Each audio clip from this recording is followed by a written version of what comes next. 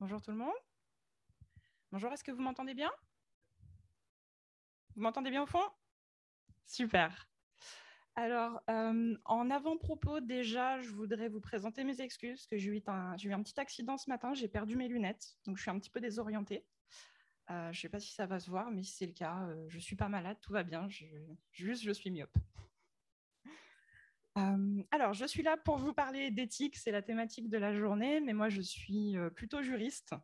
Donc, je vais aussi essayer de vous parler de droit et je travaille dans un cabinet de cybersécurité. Donc, on va voir aussi ce qui se passe un petit peu quand on met tout ça ensemble. Alors, je suis très contente d'être ici aujourd'hui. Je pense que, alors, c'est ma première JSSI, mais on m'en a dit que du bien. Et je pense que du coup, on va passer une très bonne journée tous ensemble.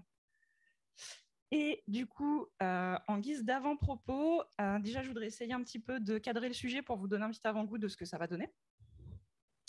Alors, nous, on parle d'un truc dans mon sujet de recherche. On appelle ça pour l'instant les prestations de services de hacking. En gros, c'est tout ce qui va recouvrer les prestations de sécurité offensive, comme les tests d'intrusion, les opérations Red Team, quand on va avoir du social engineering, des sensibilisations avec des campagnes de phishing et ce genre de choses. On va retrouver un petit peu tout ça.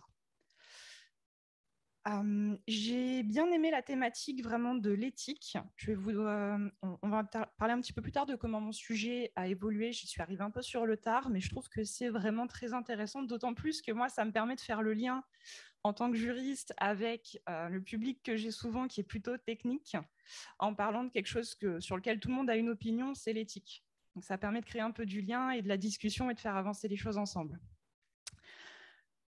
On va voir un petit peu, on va essayer de voir. Est-ce que c'est OK si je me déplace par là? Non, pas du tout. OK. On va essayer de voir.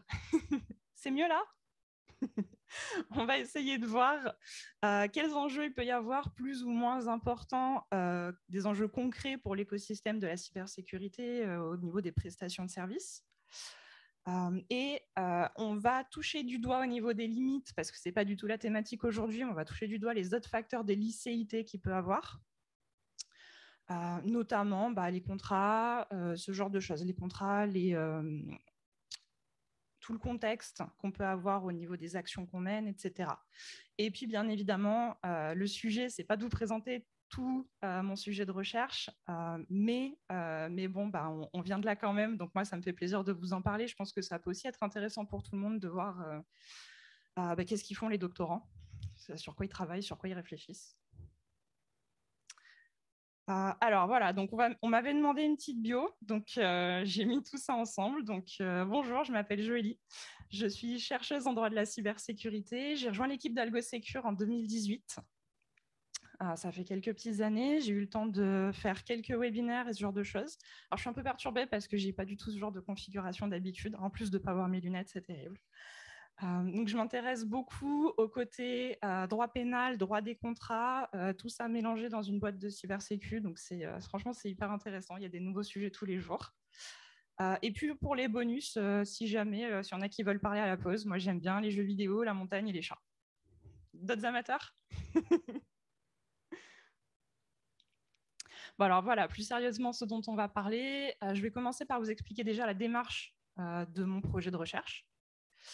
Et puis après, on va se concentrer vraiment sur la partie. Alors, on va parler de l'éthique un petit peu tout le long, parce que c'est le fil conducteur, mais on va vraiment se concentrer sur moi, la façon dont mon sujet de recherche, j'exploite la thématique de l'éthique. Et puis après, en ouverture, on verra deux autres facteurs de licéité pour montrer qu'il n'y a pas que l'éthique, finalement. Il y a même beaucoup, beaucoup d'autres choses. Alors, du coup, voilà mon sujet de recherche.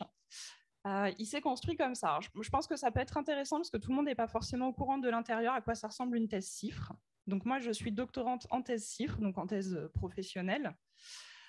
Et du coup, mon parcours, ça s'est passé comme ça. J'ai commencé avec un mémoire de recherche quand j'étais en master. Je me suis dit, oh, la recherche, c'est bien. Ça m'a permis de m'orienter un peu vers des thématiques de droit du numérique que j'ai bien aimées. Et finalement, quand j'ai fait mon stage de fin d'études chez AlgoSecure en 2018, on m'a fait travailler un petit peu sur le référentiel PASI. Tout le monde voit ce que c'est ici? Oui, c'est bon? Est-ce qu'il y a des noms? Manifestez-vous. Non? Parfait. on m'a fait du coup travailler là-dessus et moi, ça m'a fait poser beaucoup de questions. Cette histoire de référentiel PACI, de fondement juridique, de justification de droit, de mention obligatoire dans les conventions de service, tout ça. Alors, ça passionne peut-être pas tout le monde, mais moi, ça m'a vraiment interpellée. Je pense que dans le référentiel PACI, c'est un peu la partie qui dégoûte le plus tout le monde quand il faut l'étudier, la mettre en œuvre et tout. Ça a l'air très formel et tout, c'est pas du tout technique. Moi, ça me plaît beaucoup. J'ai commencé à réfléchir à ça. Ça m'a fait me poser des questions justement sur la licéité, la légalité au sens un peu plus large des prestations de services offensifs qu'on pouvait être amené à réaliser. J'ai monté un pré-sujet et je suis allée démarcher un directeur de thèse, donc le professeur Étienne Vergès de l'Université de Grenoble, qui a beaucoup aimé mon projet et qui a accepté de m'accompagner. Et en fait, du coup, ça s'est construit comme ça. Donc d'abord, j'ai eu une idée. Ensuite, j'ai construit un petit argumentaire sur quelques pages. Je l'ai soumis à un professeur qui m'a dit « Ok, c'est une bonne idée, on va partir là-dessus ». Et après, on est allé voir l'ANRT. Donc l'ANRT, c'est l'institution qui nous permet de financer tout ça. Donc, on a déposé un dossier à l'ANRT. Et alors, petite histoire marrante, on a déposé le dossier début septembre. Et là, donc début septembre 2018. Et l'année d'après, en 2019, on n'avait toujours pas de réponse. Alors bon, moi, du coup, j'étais pas hyper sereine. Je me disais, oulala, ils ont trouvé que c'était pourri, ils l'ont mis au fond d'un tiroir, ça prend la poussière quelque part, ce truc. Et en fait, en les relançant pour qu'ils disent oui ou non, quoi, quelque chose, ils nous ont dit, on est désolé, on n'a pas trouvé d'experts qui pouvaient analyser votre sujet. Donc, a priori, il manque un peu d'experts à la NRT. Puis en plus, quand on fait à la fois du droit et de la cybersécurité, c'est pas facile de trouver des gens qui analysent les sujets de thèse. Donc finalement, en mars 2019, on a eu le go. Donc là, j'ai vraiment commencé à travailler sur ce sujet. Et j'ai commencé de façon assez classique, pendant la première année, à monter une grosse bibliographie.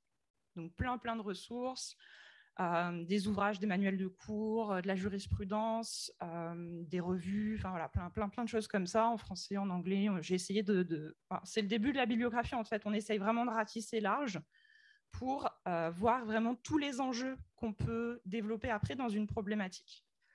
La problématique, du coup, ça a été le sujet de l'année d'après. Moi, j'avais une bonne problématique de départ qui était dans quelle mesure ce qu'on fait, c'est légal ou pas, grosso modo. Donc, dans quelle mesure, c'est-à-dire jusqu'où c'est légal, à partir de quand c'est plus légal. Quelle est la limite entre les deux?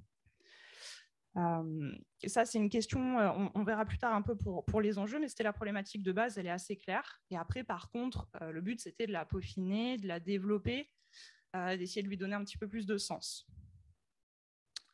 Après, classiquement aussi, derrière, j'ai construit un plan détaillé en essayant de ranger toutes mes idées dans des boîtes pour qu'elles puissent s'enchaîner de façon logique, pouvoir construire un discours cohérent. Et aujourd'hui, j'en suis à la rédaction. Est-ce que vous avez des questions? Est-ce que c'est un sujet qui soulève un peu des questions, voilà, la réalisation d'une thèse de doctorat en chiffres? Non, c'est bon? C'est plutôt clair? Ok, ça marche. Alors, du coup, là, on rentre vraiment dans le sujet. Ok, alors, comment je vais vous expliquer ça? Est-ce qu'il y a des juristes dans la salle? Ouais, il y a quelques juristes. Alors, du coup, je suis désolée parce que moi, il y en a 3 perdus au fond. Je vous présente mes excuses d'avance parce que du coup, moi, j'ai l'habitude de faire beaucoup de vulgarisation juridique pour des publics plutôt techniques. Donc, je vais passer grosse maille, en fait, pour que ce soit un peu plus digeste, un peu plus intéressant. Et je ne vais pas trop m'attarder sur les détails. Pas trop, j'espère. Alors, top, super. Bon, c'est bon, on est raccord. Alors, du coup, on part de plusieurs éléments. On est vraiment, là, on en est au stade, on met les éléments ensemble et on essaye de voir un peu ce qui se passe. Donc, on a des prestations, grosso modo, de ethical hacking. Grosso modo, grosse maille, je sais, il y a plein de sous-prestations, de catégories et tout, mais voilà, grosse maille. Donc, prestations offensives qui poursuivent un but de sécurisation. Donc, on a ces prestations qui sont en augmentation. Clairement, on voit que c'est un marché qui est très porteur. Il y a beaucoup de types de prestations, même on a des services plus ou moins automatisés qui existent aussi de plus en plus. Enfin, voilà, c'est vraiment, il y en a dans tous les sens. Bon, ça, c'est super. Économiquement, ça marche bien. Donc là, il n'y a pas de problème. Là où moi, ça m'a posé un problème, c'est qu'il y a certaines de ces actions qui ne sont appréhendées par la loi au sens strict, une loi, pas n'importe quelle norme, mais la loi, que de façon pénale. En fait, c'est uniquement dans le code pénal, les articles 323-1 et suivants du code pénal, le piratage informatique, la loi Godefroy, tout ça. Ça, c'est vraiment le cœur. Après, on va avoir des exceptions qui existent, qui sont aussi dans la loi. Typiquement, la procédure pénale. On sait que quand on fait des perquisitions, par exemple, c'est des choses qui sont autorisées, d'aller accéder sans autorisation à des équipements, etc. Mais sur le principe, sinon, la base, ça va vraiment être incrimination pénale, etc. Après, on va avoir des autorisations qui existent aussi dans des normes écrites, mais c'est des normes qui sont, en termes de hiérarchie juridique, de niveau inférieur. Donc, on va avoir ce qu'on appelle les petites sources du droit, donc les normes issues de l'administration. On va avoir des normes techniques aussi, des normes ISO, etc. On a pas mal de choses comme ça qui nous donnent des autorisations. Et bien évidemment, on conclut des contrats. Et dans nos contrats, on nous dit bien, vous avez l'autorisation de faire ci, de faire ça, etc. Le problème qu'on a par rapport à l'ordre juridique tel qu'il est construit intellectuellement et finalement appliqué en pratique, c'est que c'est un ordre juridique qui a été théorisé de façon hiérarchisée. Donc, en fait, là, j'aime bien l'image de la pyramide.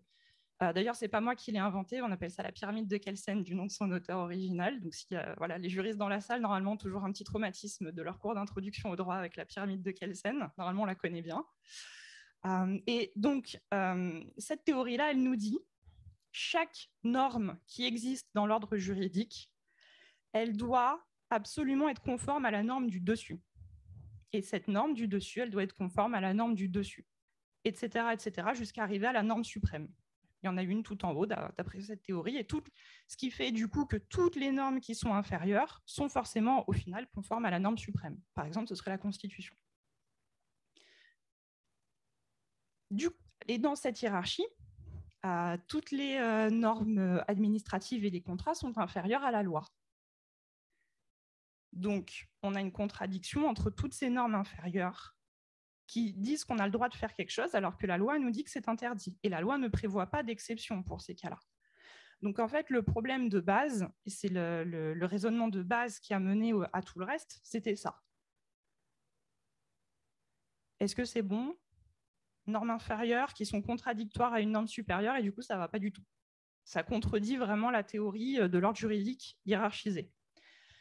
Et donc ça nous amène à faire des choses qui économiquement sont très intéressantes, où tout le monde est d'accord et on va voir du coup qui éthiquement a priori sont OK, puisqu'on fait ça pour le bien commun, pour l'élévation globale du niveau de cybersécurité. Donc tout ça, c'est très très bien, c'est très bien intentionné. Mais par contre, on se retrouve avec des insécurités juridiques plurielles à plusieurs niveaux autour de ça. Et moi, en dehors de la sécurité informatique, ce qui m'intéresse, c'est aussi la sécurité juridique. Moi, j'aime bien la sécurité juridique. La sécurité juridique, c'est quoi? C'est quand on fait quelque chose. Moi, quand j'ai un collègue qui vient me voir, il me dit ah, j'ai fait ça sur un pentest, c'est légal, c'est bon? Et je peux lui dire oui ou non. Ça, c'est de la sécurité juridique. Je peux lui répondre clairement oui, ce que tu as fait, c'est dans les clous, ou non, ça ne va pas. Et quand on est dans des situations comme ça, en fait, on a toujours au final en suspens derrière est-ce que c'est OK ou pas? Est-ce qu'on est couvert ou pas? Est-ce qu'on a le droit ou pas? Et c'est ça, l'insécurité juridique. Donc, je vous ai mis à droite ici les 3 choses qu'on n'a pas le droit de faire. Donc, on n'a pas le droit, d'après du coup les dispositions qui nous viennent de la loi Godefroy, on n'a pas le droit d'accéder ou de se maintenir frauduleusement dans un système d'information. On n'a pas le droit d'altérer ou de fausser le fonctionnement d'un système d'information et on n'a pas le droit d'introduire, extraire, modifier, je vous en ai enlevé quelques-unes, frauduleusement des données qui sont contenues ou utilisées par le système d'information. Et en fait, là-dedans, matériellement, quand on réalise des prestations de sécurité offensive, on va potentiellement se retrouver à faire certaines de ces choses-là.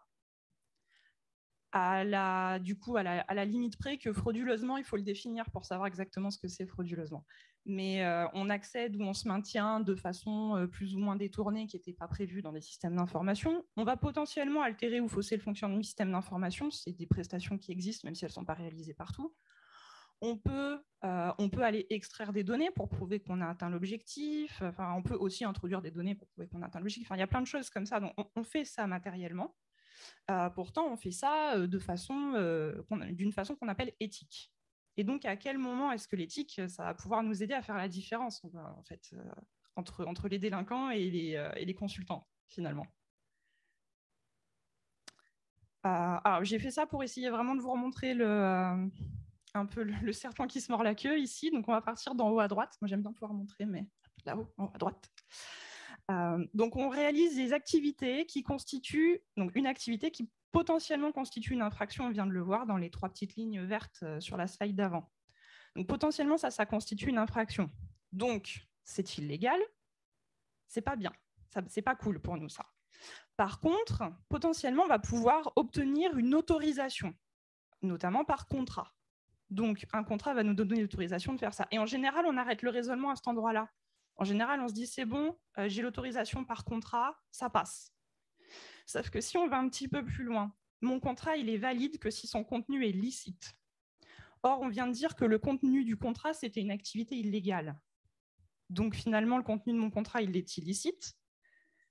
Contenu du contrat illicite, plus de contrat, plus d'autorisation. Plus d'autorisation, je reviens sur une activité qui constitue une infraction. Et donc, on est vraiment sur le serpent qui se mord la queue. Et en fait, ce cycle, mon but dans mes recherches, c'est d'essayer de trouver des endroits logiques pour l'interrompre et pour le faire dévier, pour qu'il ne revienne pas sur lui-même à un moment. Et donc, mon objectif, ça va être de trouver plusieurs étapes. Je vais pouvoir tester des différents éléments qui logiquement et juridiquement se tiennent pour un peu faire dérailler le train, quoi. Et on va tester différentes choses comme ça et du coup expliquer les raisonnements par rapport à ça et voir si ça se tient par rapport à de la jurisprudence antérieure ou par rapport à de la doctrine. Et du coup, moi, je trouve que c'est intéressant parce que quand je me suis retournée là-dessus, j'ai trouvé que c'était une évolution intéressante. C'est vraiment les différents sujets qui m'ont intéressée au fur et à mesure de mes recherches en bibliographie ou même au fur et à mesure de la construction de ma problématique sur ce sujet-là.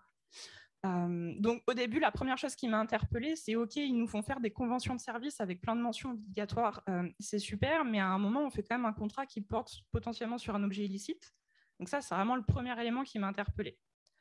Le deuxième élément, du coup, ça a été de me dire, bon, est-ce que ça constitue vraiment des infractions, ce qu'on fait? Donc, je suis allée vraiment décortiquer les infractions, toute la jurisprudence qu'on a eue depuis la loi Godefroy sur ces infractions-là. C'est hyper intéressant, d'ailleurs. Et juste après ça, je me suis dit, OK, on a une infraction, mais potentiellement, on a un consentement de la victime.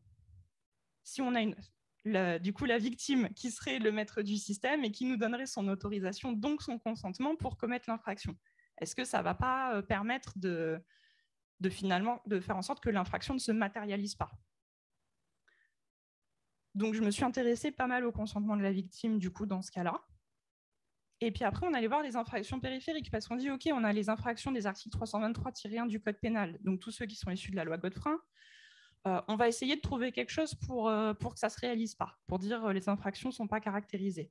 Mais derrière, il nous reste quand même plein d'autres infractions qui peuvent être commises. Potentiellement, j'en sais rien, moi, de l'usurpation d'identité, de l'abus de confiance, dès lors qu'on part en plus sur du red team, du social engineering, des campagnes de phishing. Là, on va toucher directement et potentiellement essayer de manipuler les utilisateurs qui, eux, n'ont pas consenti à l'opération. Donc là, on peut potentiellement avoir des choses différentes.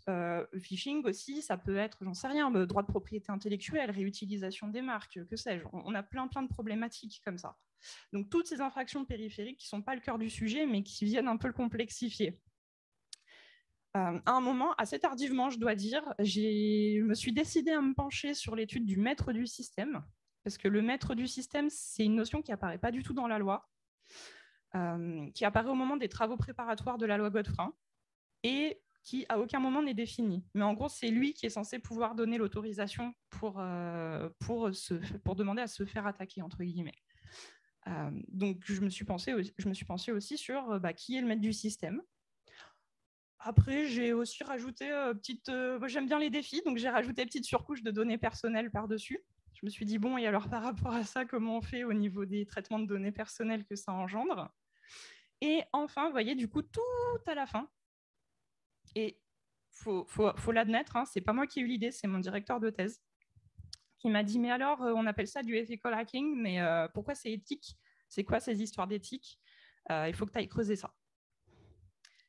Et donc, très récemment, donc c'est le sujet sur lequel je suis en train de rédiger et c'est le sujet sur lequel je suis le moins mature. Encore une fois, j'aime bien les défis. très récemment, à l'échelle du coup des travaux qui ont commencé en 2018, je me suis vraiment intéressée sur les conceptions éthiques et surtout comment ça pouvait influencer le droit. Parce que moi, du coup, moi, je suis juriste, je fais travaux en droit, donc c'est ça qui m'intéresse à la fin. Comment ça peut influencer le droit là-dedans. Et donc, on est arrivé en dernier là-dedans, donc c'est ce qui est le plus frais. Et tout ça, c'est avec un double objectif. Pour voir un petit peu mon travail, c'est bien, c'est du travail intellectuel, c'est hyper intéressant, mais on poursuit quand même des objectifs concrets. Le premier objectif concret, c'est de dire, bon, on va pas... mon but, c'est pas de révolutionner le monde entier. Hein. Moi, je suis un petit peu plus humble. J'apporte ma pierre à l'édifice et j'essaye juste d'apporter des réflexions à l'édifice doctrinal qui permet de faire des qualifications juridiques. Quand des gens se posent des questions sur ah ben là, est-ce que je frôle pas un petit peu avec la limite de ce que j'ai le droit de faire ou quoi, il faut qu'ils aillent consulter des sources, si possible des sources sérieuses qui ont été validées, etc. Et qu'ils puissent trouver des documents comme ça où il y a des gens avant eux qui se sont posés les questions, qui ont fait les recherches, qui ont documenté les recherches et qui ont obtenu des conclusions. Donc vraiment travail académique en fait qui sert les réflexions futures. Et au-delà de ça, on aimerait aussi pouvoir créer un outil méthodologique, un espèce d'arbre de décision qui dit, bon, bah, si vous êtes dans telle situation, OK, là, il faut faire un contrat. Dans votre contrat, vous devez mettre ça. C'est telle personne qui doit signer, etc., etc. Pour vraiment concrètement aider à guider, que ce soit les commanditaires, les audités, les prestataires, à se mettre bien dans les clous. Sans forcément créer quelque chose de trop rigide, mais au contraire, un outil qui puisse être utilisé pour prendre des décisions par rapport à ce qui est plutôt bien ou plus risqué à faire juridiquement. Voilà sur le projet, je pense que c'est tout. Oui. Est-ce que vous avez des questions globales sur ce projet avant qu'on se plonge dans l'éthique? Ok, on prend les questions à la fin. Notez bien vos questions alors. Ok, alors ça c'est la partie j'ai un petit peu remixé, mais c'est grosso modo la partie qui est abordée dans mon manuscrit par rapport à l'éthique et l'influence de l'éthique sur ce qu'on appelle les différents profils de hackers. Désolé, oui, on met hacking, hackers partout, c'est très générique, c'est le projet. Alors, pour vous expliquer un petit peu comment on en... Parce que l'éthique, c'est pas du droit, attention. Et en plus, quand on fait une thèse de doctorat en droit français, on nous dit bien, attention, ici, on n'est pas aux États-Unis, vous mettez pas ce que vous voulez dans vos thèses de doctorat, le droit, c'est du droit, c'est pas n'importe quoi. Donc, c'est pour ça, d'ailleurs, qu'au départ, j'avais écarté l'éthique, parce que l'éthique, c'est pas du droit. Et à un moment, on en est revenu quand même à ce stade-là. Comment? Parce que, donc, on parlait d'infraction. Comme vous l'avez compris, moi, je fais pas mal de droit pénal. Je fais un peu de droit des contrats, un peu de droit pénal. Je navigue entre les deux. Donc, moi, c'est toujours ces fameuses infractions issues de la loi Godefroy, etc., qui m'intéressent. Et de façon générale, en droit pénal, pour pouvoir dire que quelqu'un a commis une infraction, il faut pouvoir dire matériellement les faits se sont réalisés, il a commis les faits, et il a eu l'intention de commettre les faits. Donc, on a l'élément matériel et l'élément moral. Notre délit ne peut pas se passer si on n'arrive pas à qualifier l'élément moral. Donc, l'élément matériel, on voit bien ce que c'est. En général, on n'a pas de difficulté sur la qualification de l'élément matériel. Dans la jurisprudence de la loi Godefroy, ce qui a donné le plus de travail à la Cour de cassation, ça a été de déterminer ce qu'était un système de traitement automatisé de données, un système d'information. C'est là où on a le plus de jurisprudence. C'est une loi qui a été publiée en 1988. Il y a beaucoup de choses qui bougent très vite depuis 1988 dans le domaine. Alors du coup, on s'est demandé, est-ce qu'un TPE s'est concerné? Est-ce qu'un Minitel s'est concerné? Est-ce que quand j'utilise mon téléphone, ça marche aussi? Est-ce que... Enfin, voilà, plein de questions comme ça. Vraiment, ça a donné beaucoup de jurisprudence. Par contre, la matérialité des faits, ça n'a jamais été remis en cause. Et sur l'élément moral, on a quelques éléments, mais on a surtout des questions qui sont éludées. Moi, il y a un mot qui m'intéresse beaucoup par rapport à l'élément moral, comme je vous l'ai dit tout à l'heure, c'est frauduleusement. On nous dit qu'il faut, pour qualifier l'infraction, il faut que les faits soient commis frauduleusement. Or, c'est un terme qui est absolument pas défini, ni dans la loi, ni dans les travaux préparatoires, comme si frauduleusement, ça venait de soi. Alors que quand on retrouve frauduleusement à plusieurs endroits du code pénal, à plusieurs endroits de plusieurs sources juridiques, la fraude ou frauduleusement, ça n'a pas toujours le même sens. Exactement, vraiment, quand on va décortiquer les mots et qu'on est tatillon, comme je suis censée l'être du coup dans ce travail de recherche, ça n'a pas exactement le même sens. Et du coup, ici, on nous a juste balancé frauduleusement et puis à nous de nous débrouiller. Alors, OK, la loi, elle doit être générale pour pouvoir être interprétée et adaptée en fonction des cas, mais la loi pénale, elle est d'interprétation stricte. Et du coup, quand on a un terme qui n'est pas défini, ça pose vraiment problème. Du coup, potentiellement, frauduleusement, c'est ce qui pourrait faire rentrer de l'éthique là-dedans. En disant, est-ce que la personne qui a commis les actes, elle l'a fait avec une intention frauduleuse, en sachant qu'elle faisait quelque chose d'interdit, potentiellement, sachant qu'elle faisait quelque chose d'illégal. Et là, ça ferait rentrer un dol spécial. C'est-à-dire, vous avez fait ça en sachant que vous n'aviez pas le droit. Ce qui, moi, m'arrangerait pas beaucoup, mais parce que ça m'aiderait pas beaucoup en termes de terminologie. Mais on essaye de réfléchir à partir de là, en sorte de quels sont vraiment les mobiles et les intentions des personnes qui réalisent ces actes-là pour savoir est-ce que vous êtes plutôt du bon ou du mauvais côté du droit. Grosso modo. Je suis désolée, j'essaye de beaucoup simplifier beaucoup de choses en pas beaucoup de temps. Donc, notez bien vos questions, vos remarques, si ce que je dis, ça a l'air d'avoir aucun sens. Et donc, toute cette logique-là, en fait, on voit que le droit, l'éthique et la morale, dans toute cette logique-là, elle trouve une forte correspondance dans ce qu'on appelle les profils malveillants. Parce qu'en fait, toutes les lois sur le sujet, elles ont vraiment été construites dans un mode pénal pour punir. C'est vraiment pour punir les délinquants. Voilà. Donc là, on voit évidemment, on a eu la loi de Goffrin de 88, mais aussi la convention de Budapest de 2001 qui est assez connue. Et là, en ce moment, on a un projet de convention de l'ONU, vraiment une vraie convention internationale, parce que la convention de Budapest, elle est d'origine européenne. Donc, ils veulent faire une vraie convention. Enfin, une vraie convention. C'est pas que ce soit une fausse convention, au contraire, la convention de Budapest. Mais en gros, il y a l'ONU qui veut prendre la main là-dessus et créer une convention internationale. Et quand on voit déjà tous les travaux préparatoires qu'il peut y avoir pour l'instant, alors que cette convention n'existe pas encore, ils n'ont toujours pas pensé à intégrer cette notion de prestation offensive ou quoi que ce soit. On en est toujours resté sur forte correspondance entre profils malveillants. On voit bien ça, c'est pas compliqué à identifier, les profils malveillants et le droit. Profil malveillant appréhendé par le droit, bim. Et ça correspond très bien, même en termes de jurisprudence, aux applications concrètes. La plupart des cas de jurisprudence, je vous en ai mis une, mais il y en a pléthore des jurisprudences à ce niveau-là. C'est toujours adapté à des comportements malveillants. Donc, soit j'essaye de tirer un avantage économique en sachant que je vais causer du tort à quelqu'un, soit c'est gratuit, j'ai juste envie de causer du tort à quelqu'un, soit je veux perturber tout un écosystème, etc. Voilà, on sent qu'il y a vraiment un mobile, en fait, et finalement, on s'intéresse ici, dans les textes, au mobile, alors que ce n'est pas censé être si important que ça en pratique, mais on s'intéresse beaucoup au mobile qui est destructeur, etc., etc. Donc là, très forte correspondance. Après, on a des cas un peu plus incertains. Les cas un peu plus incertains, ça va être beaucoup pour des journalistes, pour des militants ou des personnes qui ont saisi une opportunité, mais est-ce qu'elles réalisaient vraiment que c'était illégal ce qu'elles faisaient? On n'est pas bien sûr. Et du coup, là, on hésite, on a beaucoup de débats et on a des arguments dans les deux sens qui se retrouvent devant la Cour de cassation qui sont, ma foi, fort intéressants et qui ont du sens de tous les côtés, en fait. Et là-dessus, on a des décisions, donc on est bien arrivé à avoir des conclusions. Mais à chaque fois, en fait, on s'est retranché derrière l'éthique. Et c'est là, en fait, où l'éthique prend une part assez importante pour dire oui, mais j'ai pas fait ça pour faire du mal à quelqu'un. J'ai une éthique qui ressort des valeurs de ma communauté. Les valeurs de ma communauté, c'est quoi? Vous ouvrez n'importe quel manuel de pentest.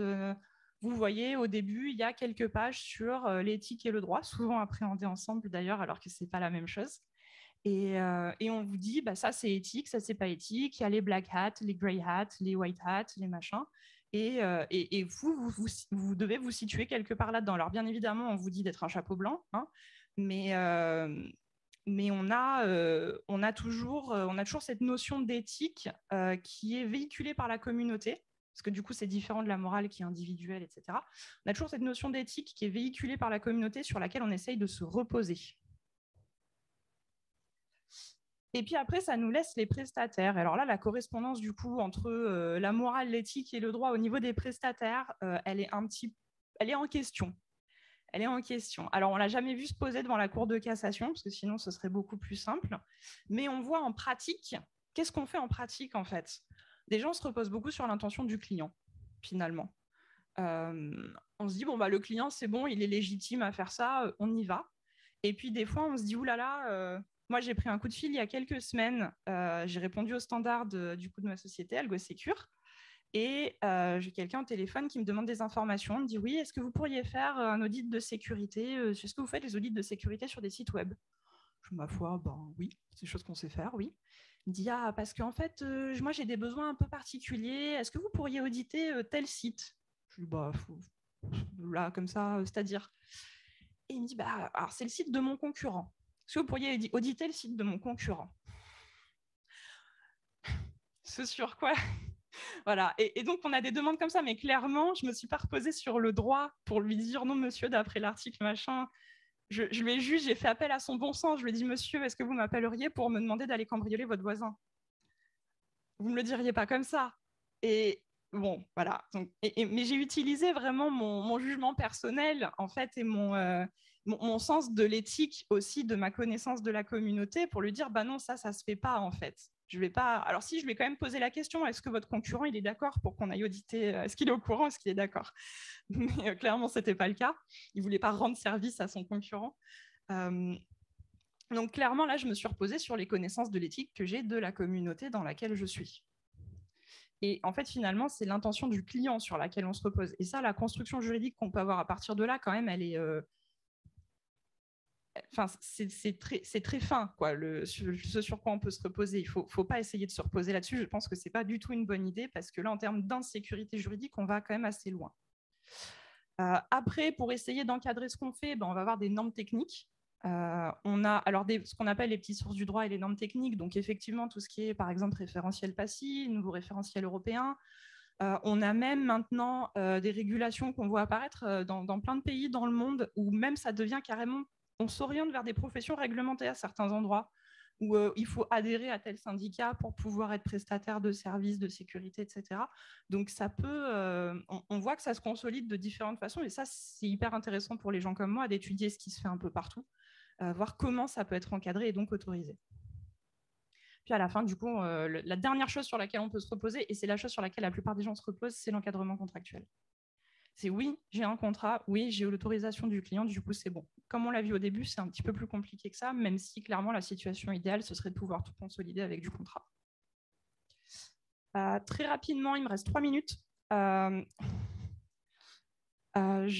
coup, je voudrais juste vous remettre les choses en perspective parce que l'éthique, finalement, comme on l'a vu, on le prend en compte.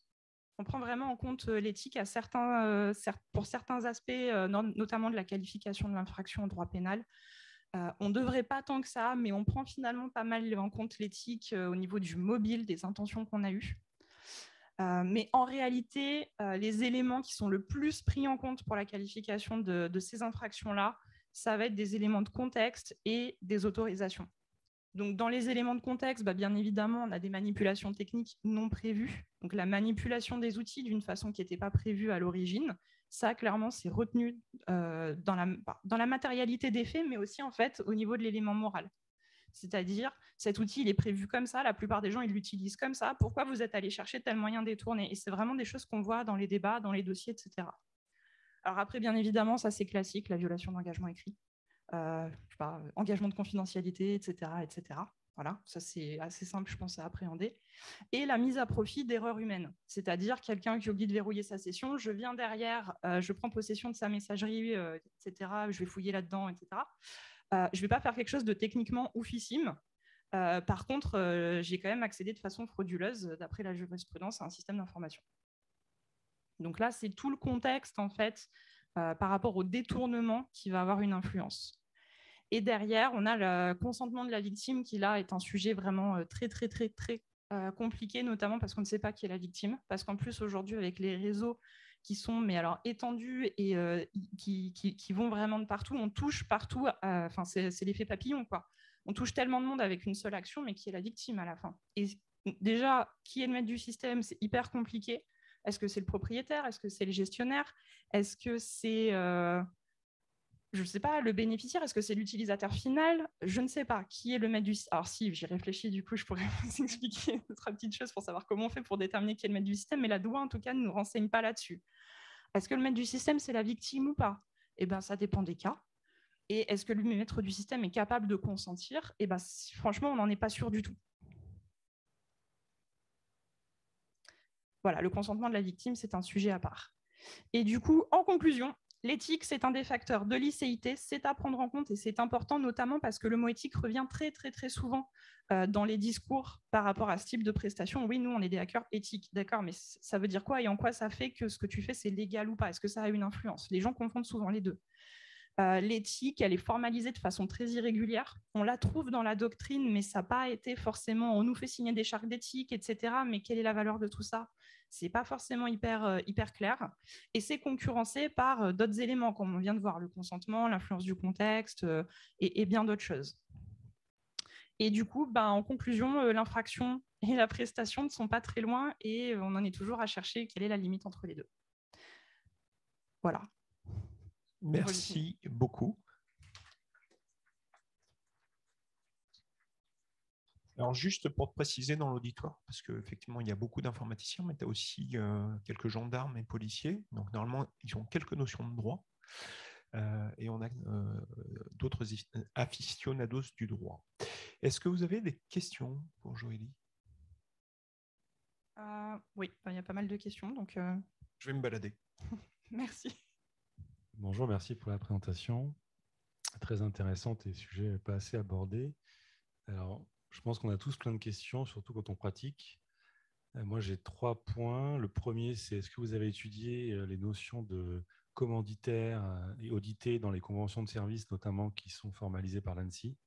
Finalement, est-ce que c'est aligné avec votre réflexion?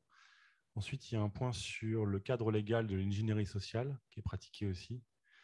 Et puis, une activité plus récente, mais qui commence à... En tout cas, on a de plus en plus de sollicitations, c'est l'intrusion physique sur des sites, notamment industriels, où là, on mélange, on sort des systèmes automatisés de données, mais on mélange de l'intrusion physique avec du crochetage de serrures et parfois même d'ingénierie sociale si on passe des postes de garde, des sociétés de surveillance.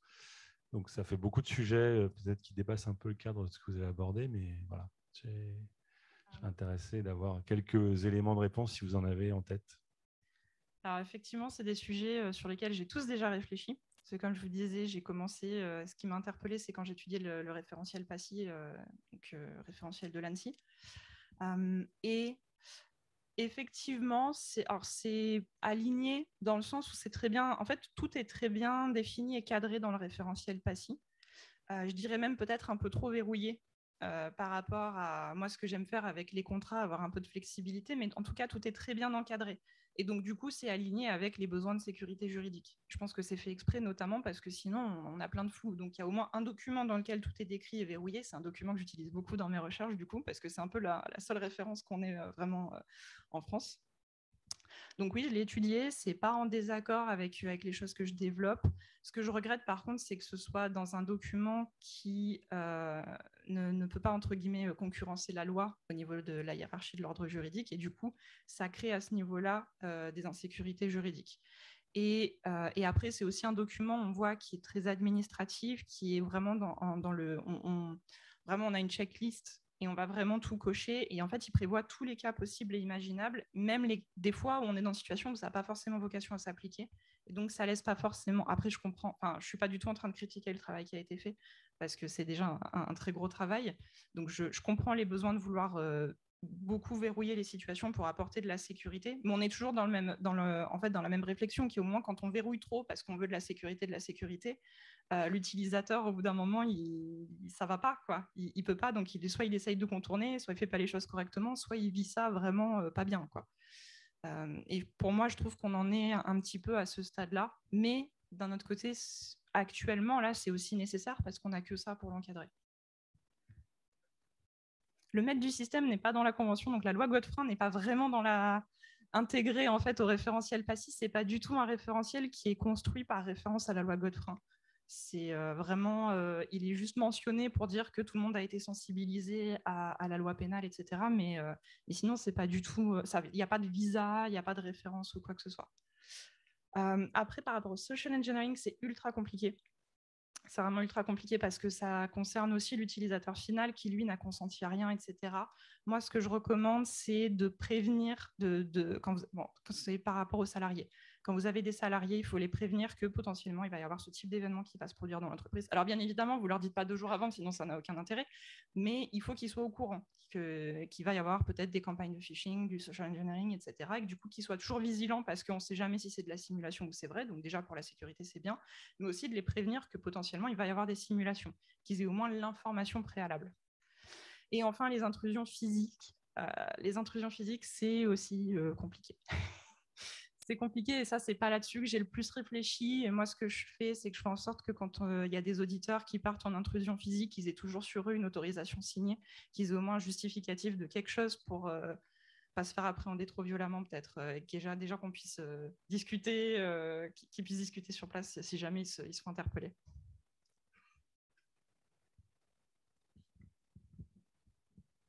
Bonjour, alors merci, parce que c'était même pour des béotiens en réglementation et loi, c'est très intéressant.